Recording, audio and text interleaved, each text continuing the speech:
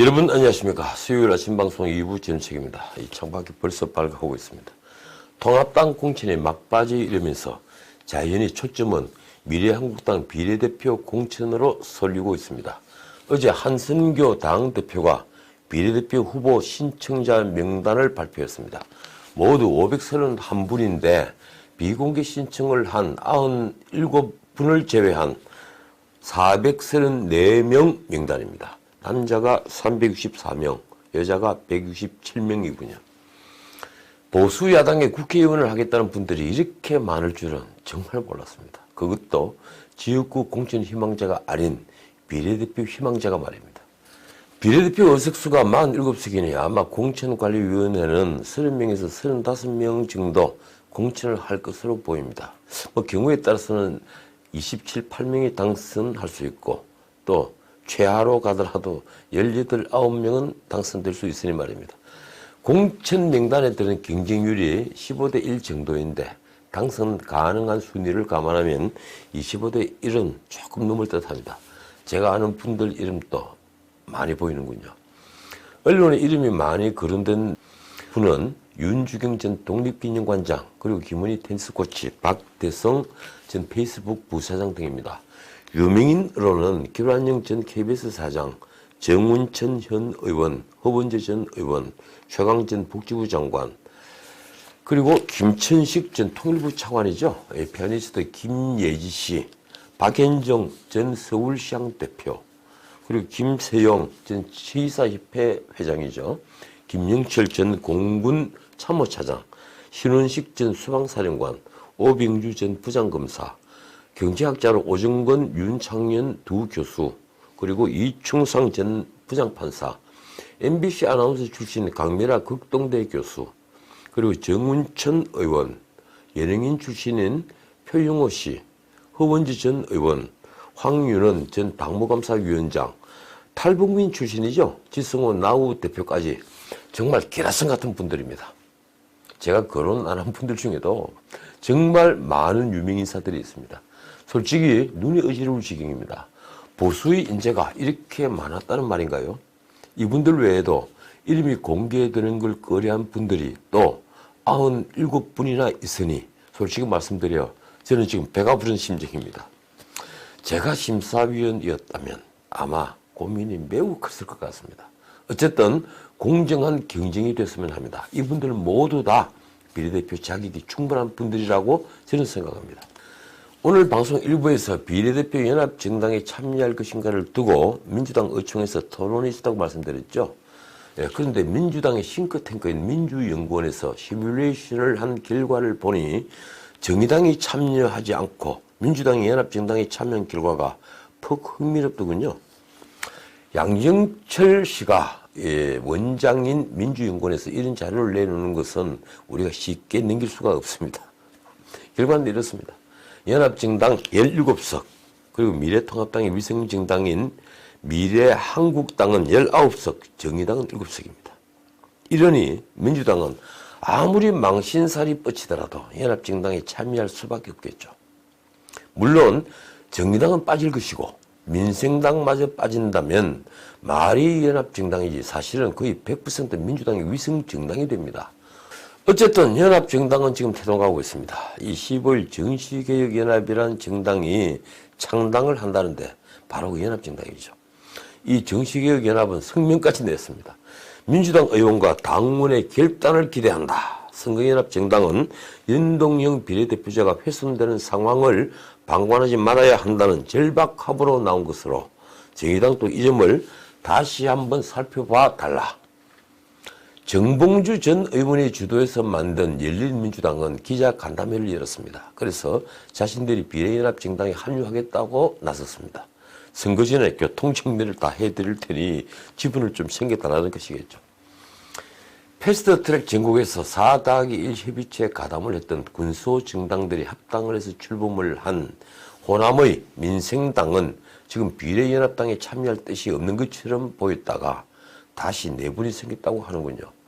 정동영 의원의 민평당 출신 의원들과 박지원 의원의 대한신당 출신 의원들이 비례연합당에 참여하자는 논의를 하자며 다시 불씨를 살렸다고 합니다.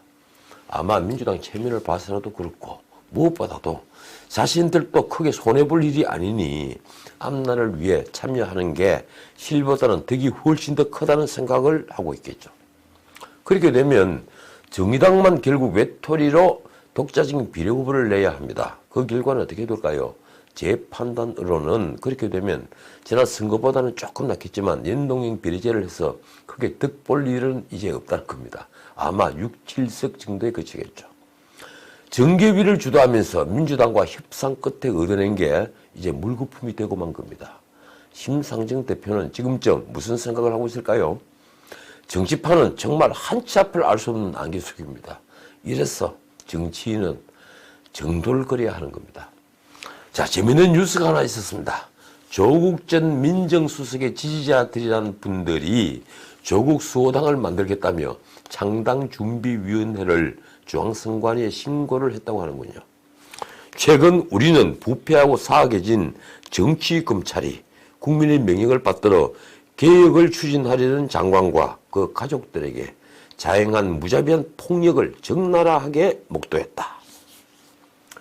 적나라한 폭력을 목도했다. 이게 더 맞는 표현이겠죠. 이 말을 듣고 보니 우리는 그동안 정말 반민주적인 미개국에서 산 것만 같습니다. 진중권 교수가 정경심 사랑당은 어떻느냐며 제대로 야지를 놨더군요. 야유죠. 본의 아니게 얽혀든 조국의 말이 참 재밌습니다. 총선을 앞두고 새 정당을 만드는 여러 흐름이 형성되는 와중에 제 이름이 거론되고 있고 이에 대한 확인 질문이 있어서 일괄답한다. 저는 어떠한 창당 작업에도 참여하거나 관여하고 있지 않다. 그 뒤에 붙인 말은 이렇습니다. 검찰 수사로 피폐해진 가족을 돌보고 사실과 법리에 근거해 검찰 기소의 부당성을 법정에서 밝히는 데 집중하고 있을 뿐이다. 아마 그는 총선 직후에 또 언론을 타야겠죠. 검찰과 법정 앞에서 수없이 들락거리면서 이제는 포토라인도 없는 곳에서 카메라를 피할 길이 없을 겁니다. 짧은 권력을 누린 대가로 그가 치르는 죗값이 이리 큰 걸 보니 무릇 권력을 가진 자는 늘 겸손해야 한다는 것을 다시 한번 깨닫습니다. 그나저나 사회 혼란은 여전합니다. 문 대통령은 이틀 전 청와대 수석보좌관 회의에서 또다시 낙관론을 폈더군요. 현재 추세를 계속 이어나가 안정 단계에 들어간다면 한국은 그야말로 방역의 모범 사례로 평가받을 수 있을 것이다. 방역의 모범 사례라고요. 제가 조금 줄였습니다. 대통령 말씀을요. 문 대통령이 이런 말을 한 건 전날 박능후 복지부 장관이 한 말이 채너리에 남아있을 때입니다. 박 장관 말이 이랬죠. 우리나라의 대응이 다른 나라의 모범 사례이자 세계적인 표준이 될 수 있을 것이다. 참 놀라운 말입니다. 이쯤 되면요. 이분은 주무장관으로서 사태를 보는 객관적인 시각을 완전히 잃은 겁니다. 정말 제가 대통령이라면요. 적극 파면하겠습니다. 온종일 언론은 자화자찬이라고 비판했는데 문 대통령마저 대수보 회의에서 다시 낙관론을 폈던 겁니다. 물론 그 뒤로 문 대통령은 낙관은 건물이다 이 말씀을 덧붙이긴 했습니다만은 그렇습니다. 그나저나 항공업계가 가장 직격탄을 맞았습니다. 비행기들이 갈 곳이 없으니 모두 서 있죠. 국내 항공업계 직원 3분의 1이 휴직에 들어갔더군요. 그중엔 상당수가 무급휴직입니다. 언론 보도를 보니 항공업계 직원들은 월급과 수당이 줄어 심지어 결혼을 미루거나 시간제 아르바이트에 나서고 있다고 합니다. 대한항공을 제외한 국적항공사 7개, 전 직원이 21,000명인데 그중에 약 7,500명이 비자발적 휴직 상태라고 합니다. 어쩌다 상황이 이렇게 됐을까요? 이러다가 상황이 더 어려워지면 인력 구조 조정을 해야겠죠. 그런 사태까지는 정말 안 갔으면 합니다. 이러다가 이 나라가 계류장에 갈 곳을 잃은 채 서 있는 비행기처럼 되지 않을까 걱정입니다. 자, 오늘 이번엔 여기서 마치겠습니다. 한 말씀만 더 드리겠습니다. 각 지자체장들이 이때가 기회다 싶었는지 재난 기본소득을 주자며 포퓰리즘적인 주장들을 마구잡이로 하고 있습니다. 그런데 다행인지 청와대는 아직 재난 기본소득을 검토하지 않고 있다고 합니다. 다만 그 뒤에 덧붙인 말이 있더군요. 제안이 나온 취지는 이해한다. 자, 오늘 하루도 열심히 삽시다. 창밖은 이미 봄이 왔습니다. 지금까지 전은책이었습니다.